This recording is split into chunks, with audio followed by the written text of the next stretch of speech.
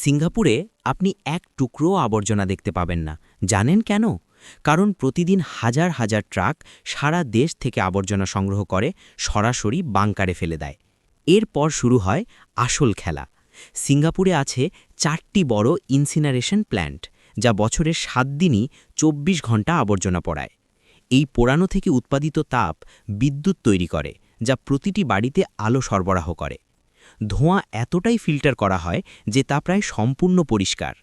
আর পোড়ানোর পর যে অবশিষ্ট থাকে তাকে বলা হয় নতুন বালি। এটি একটি কৃত্রিম দ্বীপে নিয়ে যাওয়া হয় এবং পরে ইট বা রাস্তা তৈরিতে ব্যবহার করা হয়। অর্থাৎ সিঙ্গাপুরে আবর্জনা ছড়িয়ে দেওয়া হয় না, বরং সেটিকে ঘুরিয়ে দেশের শক্তিতে রূপান্তরিত করা হয়। এটাই সিঙ্গাপুরের বুদ্ধিমান আবর্জনা ব্যবস্থাপনা। আর আপনার কি মনে হয় এই রকম নিয়ম বাংলাদেশে হওয়া উচিত কিনা তা কমেন্টে বলে জানান। আরও এমন চমকপ্রদ তথ্য জানতে চাইলে ভিডিওতে লাইক দিন, সাবস্ক্রাইব করুন এবং শেয়ার করতে ভুলবেন না।